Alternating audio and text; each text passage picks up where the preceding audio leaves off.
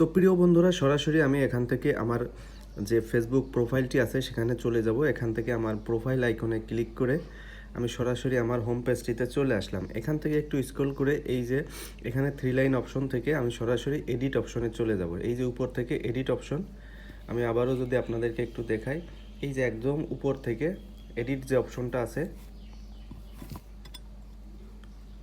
হ্যাঁ, এই edit option থেকে আমি এই দেখেন আমার হোম পেজটায় আসার পর এডিট অপশন থেকে এই যে নিচের দিকে আমি যদি আপনাদেরকে একটু দেখাই, এই যে দেখেন আমার বেশ কিছু যে ইউটিউব চ্যানেল আছে এগুলো কিন্তু অলরেডি এখানে কানেক্ট করা। আপনি কিন্তু চাইলেই এই লিঙ্কগুলোকে আপনি এখন আপডেট করে নিতে পারেন। এই যে কনফার্ম লিঙ্ক করা আছে, ঠিক আছে, এই যে একটা অপশন দেখছেন কনফার্ম লিঙ্ক, আপনি এই লিঙ্কে ক্লিক করে এখানে যদি আপনার যে সোশ্যাল লিঙ্কগুলো আছে এই সোশ্যাল লিঙ্কগুলোকে অ্যাড করে দিবেন, ঠিক আছে, এভাবে অ্যাড করে দিবেন এবং এখান থেকে